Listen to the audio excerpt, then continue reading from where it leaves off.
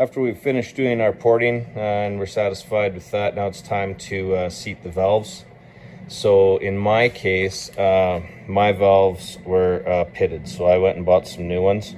Now the reason for this is that this core engine was sitting outside. I got it cheap because of that, but there again, because it was sitting outside, that gave me some corrosion in the valves that were open, and so that's why I had to buy some new valves.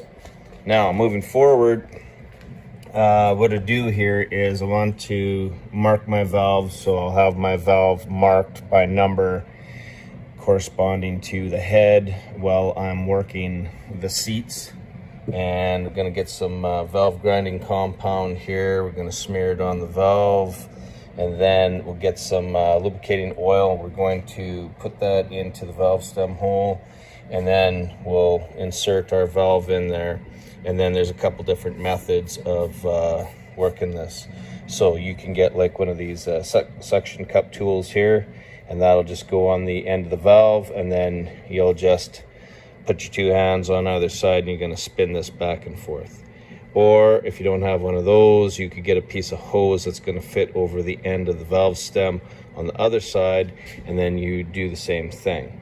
In my case, what I've done is I've put the drill on the end of the valve stem on the other side, slowly working it with its slowest speed. I'll have it on number 1, and I'll even throttle the trigger just to slowly work that valve one way and then the other way, and you can hear the grinding action of the compound over here. So the first thing I was doing was I was concentrating on the seat in the head, and what I want this to be basically consistent all the way around. In some cases you could see that there are some little inclusions there, so I had to keep working it until I was satisfied all the way down. And then also too, we find that basically we got pretty consistent spot there for our valves here. Hard to see, there we go, that's a little better, where you could see that gray portion. That's the sealing part of it. So, and then here is the old head, the other head that hasn't been done yet, and you can see how shiny that is, right, like right there. So when you're working that, you'll be able to see where your contact surface is by that gray color. Next, what we want to do here is there's just a little bit of a sharp edge on the valve. This is the exhaust valve. It's worse on the exhaust valve than it is on the intake valve. And after we've basically done some lapping there, now we see this is our contact area. So we just want to carefully knock off that sharp edge with a small, very smooth file. And we're just going to knock that off without trying to touch that contact surface there. And it doesn't take much. You just got to remove just a little bit of material. You'd feel it with your thumb when you know, you can just knock that little edge off of there. That's all you want to do. And then likely what I'm going to do after that is I'm going to give it another lap job with the hand, just nice and lightly, to kind of just to be sure that we got a good seating surface there. We haven't compromised that. And by comparison, here is the intake valve, and on this one here, it's not as noticeable as it is on the exhaust valve, but you can definitely feel a little ridge there. We just got that edge kind of knocked off of there, and as comparison with another valve here, there's the difference. Hopefully you can see that basically the shiny portion looks larger, but that was because we worked it back towards the stem. If you look at the gray seat portion, still pretty consistent there where the gray is for the seat. And as I said, I'm probably going to lap this again after I knock that edge down. I just wanted to see where the sealing surface was before I did this, to try and stay away from it. And then now when I go back, I'll lap it again one more time just to be sure we get a good sealing surface between the valve and the valve seat there. So after we kind of back face those valves with the file and the drill press there, I'm just going to hand lap this one more time all the way through with just a suction cup there. And so I just put all the valves in with some valve grinding compound, and I'll just go back and forth a couple of times, nice and light, and hopefully we get a really good seal. We're getting a little closer to assembly. We took our valves and we got the file on there. We took that groove off, and then we put some lapping compound on there. We put it in, used a drill on the back side on the stem here, and just lightly you would bring the valve in till it touches and then push it back out, and you're just slow. You got it in slow speed, and just slowly let it touch, let it grind, release it, and keep working it until you get this nice kind of like light gray area is where the lapping compound made your sealing surface between the seat and the valve. And then you'll have the same thing on the valve here as well. So we've done all those, and one of the things was, for some of these intake ones, it was really narrow, and worked on those just a little bit more to try and get them so they're about 100 thou. So I get the old vernier out here, and then I'm gonna get it to about 100 thou on there, and then I'm gonna come in and I'm just gonna kind of measure that, right? And I want at least a minimum of 100 thou contact for the width of the seat. I just simply thought if I up-step the valve springs to a 340 spring. So this is the 340 spring here with it's got the inside, it's a dual spring setup there. It's got the inside one and the outside one for a 340, and there's the part number. I just thought that if I bumped it up to a 340 spring, that'd be good. But this is for the LA engine, obviously, for 340, and that's not going to work out. So this is your LA style valve spring and retainer. And then if we get our Magnum one, first thing is they don't have the same keeper. This has a multi-groove in it to hold that retainer in place. So that's the first difference. There's one here, and also two, this angle and bore of the keeper, I believe, is different as well. So secondly is the diameter of the valve. This is closer to a 3/8 diameter, and this one here is obviously smaller. And so then also too, we have the width of the spring is it's more on this one and less on this one. So this isn't even gonna fit into the head. If we turn our head over down and we try and fit that spring on there, it's going past the surface there, and if you can see, there's a little ridge there, right?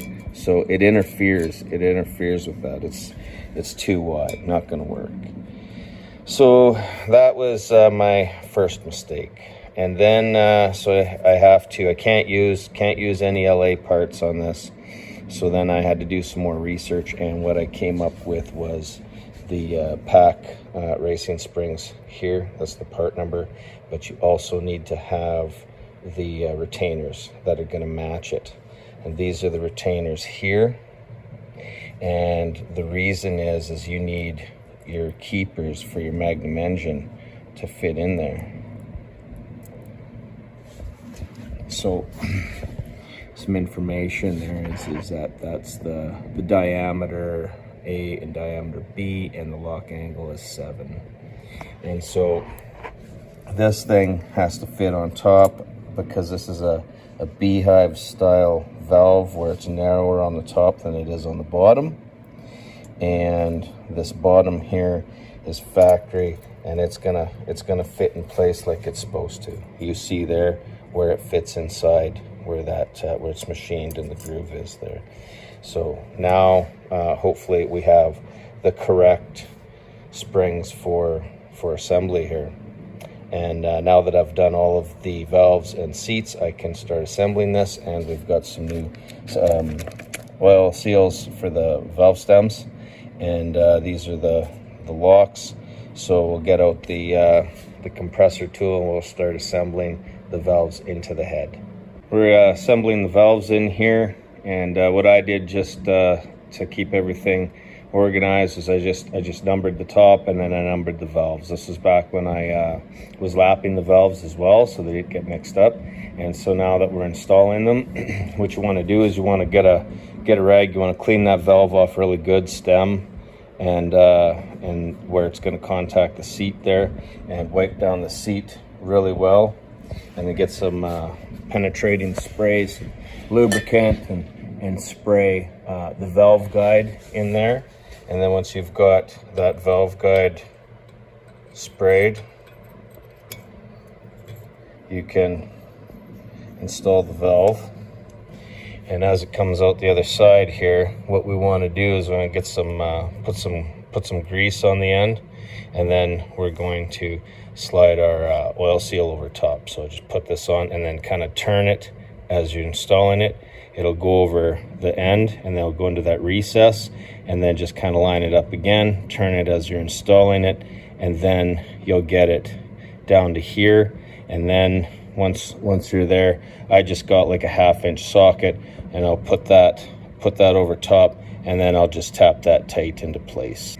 Here we are with that oil seal installed, flush to the bottom there. You want it touching the bottom. And just got the 1/2-inch socket, set that over top, use the rubber mallet there, give it a tap till it's home. Just put a rubber mallet underneath there, hold that valve so it's not going to fall down in any way. And then this is the style of spring compressor that I have. Got to be real careful there. That's a tapered top. It doesn't look like it's holding by very much. So you want to line up your tool and compress your spring, and then you're going to put that over top. And now that you have that over top, then you get your little keepers here, and you're going to slide your little keepers in, and you might have to compress it just a little bit more to get those to fall down into place and into the groove for the valve. Those will seat into the little groove, and then pull the whole thing up while you loosen off the tool, and then extend the spring.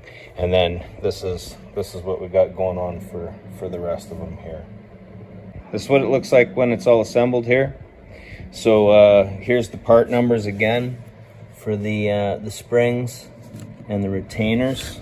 And if you want that information there, and that'll be for you know, you got to do your calculations for your coil bind and when it's open at 1.150, and then if you subtract your maximum coil bind at 1.060, I think you're left with 90 thou there. So, and the information that I was getting across was you didn't want any less than 60 thou. So those are the springs, retainers, all installed. We got brand new oil seals on there, valve seals, and then just as a recap, so what we did was we gasket matched the intake runners here on this side, and then we put all our new valves in here. And when we were porting it, more for flow, not for taking out gobs of material out of there. So we just kind of did removed a little bit of material just for a little better flow there, and then just took it apart, cleaned it up, reassembled everything with these new parts. And now we'll do the same thing to the next head, and the heads are ready to go, and we're getting that much closer to reassembly.